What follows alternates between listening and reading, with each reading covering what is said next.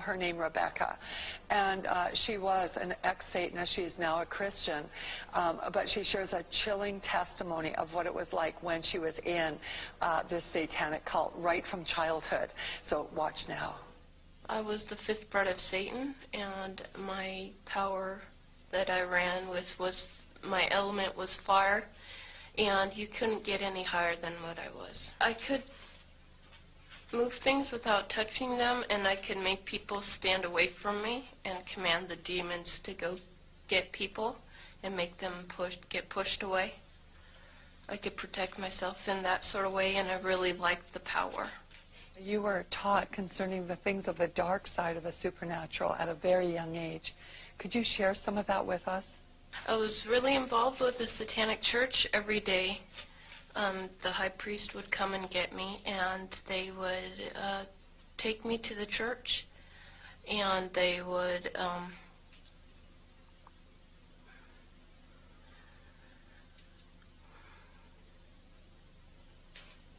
violate me, but we'd have communion every day, and that consisted of blood and urine and semen and a black widow, and that was, yeah, an everyday part of my life. How did you feel about that?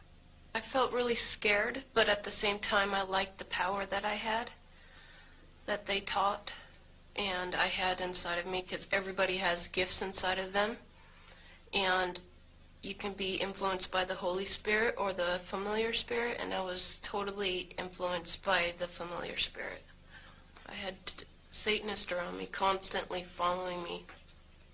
You saw many very ugly things, like animals get sacrificed, even humans, and other really terrible things. Did it ever occur to you that this was evil? No, because I was so brainwashed at the time, because when I was 4 years old, I was raped and molested by a high priest, and I knew nothing else of all that stuff, and I was just brainwashed with the Satanism and knowing that Satan was God and God was not real. Satan was God for me. And I thought, yeah, I was so numb to it, really. How did you view Christians back then? I hated them because they had no power. Like, I heard so many times that, you know, God was real and Jesus was so true, but I didn't see the power working throughout the church. In fact, I saw Satanists working also in the church, and Satanists tithe more than Christians do. One time I was sitting in a Benny Hinn conference, and I was being taught. I had two witches on either side of me teaching me how to put curses on Benny Hinn, and I saw a big light around him, and I didn't understand what I was seeing. I was seeing half men from the shoulders up, which were a representation of his angels at the time, because I think, yeah, that God was protecting me at the time, or to see all that stuff would freak me out. And he looked up in the right, I was in the right-hand stage of the corner of the stage in the upper part, and he said, "Do you three witches, you two on the either side of me, you're going straight to hell, turn to Jesus, or you're going to burn in hell, and I know what you're doing." And then he pointed to me, and he said, "You're going to get saved soon." And everybody started praying, and I felt like tingling all over my body, and I freaked out and screamed, and they had to escort me out of the stadium. It was weird. It was like I didn't understand why we were doing what we were doing, because he had a pure light around him, and like I said before, I saw colors, and he had a white light, like a bubble encased around him, and I didn't understand why we were putting curses on him, and they were like, it was so brainwashed, really. What is the primary goal or purpose of Satanism? Yeah, their purpose is to rule the world. What was your purpose? My purpose was to get all the power that I could and to get as high up as I could. You have explained to us that there was human sacrifice that went on inside of the satanic church and inside of satanic ritual. Can you tell us how this was done? How did they murder people? All the children's posters that you see that are missing, they're pretty much dead. They have underground caverns in the mountains, and they keep the children and the kids and the women and men there. And then at a certain time in mid-September, October, they take them out, and they're so... Remember when I told you I could make people get away from me? Like, they'd make the people so numb with curses and stuff, and they'd also drug them up, and they'd take a sacrificial knife and they'd start from the chest and move all the way down to your abdomen. And then that's how they sacrificed, and they'd collect the blood and they'd drink it.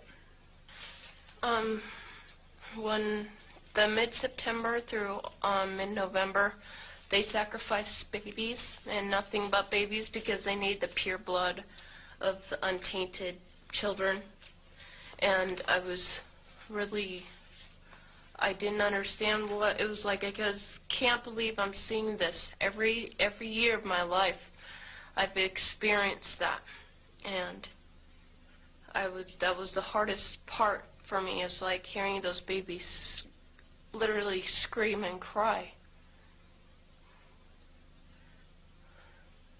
and then seeing their blood flow.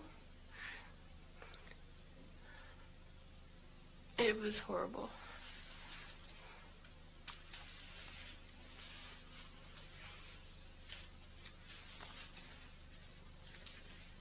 Rebecca, where did they get the babies? Yeah, they have mothers that are expecting, that they hold in the church, and they also have people that they kidnap, and they impregnate them through whatever, and they get babies from everywhere. Why is it that no one knows this? Because there's Satanists in the police force and also in the government, the army. They're everywhere. They're even on the council of, the representatives of the United States also. And they're silenced because this is not being exposed, because they don't want it to be exposed, because they're really good at lying and hiding things. Rebecca, what happens to the people that want to come out of Satanism? They get killed. They get followed. They get taken. They get sacrificed in front of the congregation of the Satanic Church. Why?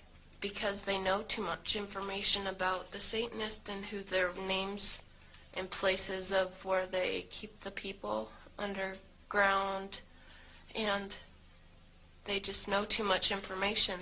It's like being in a gang or in a mafia. You don't get out alive without consequences.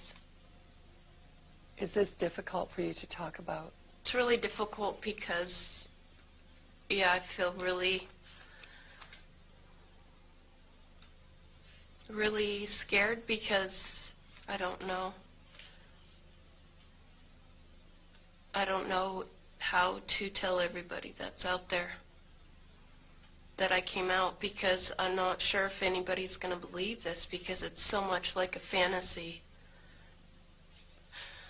Warfare is real. We're born into a war, and you'd be very foolish not to understand that, because demons are real, and people are influenced by bad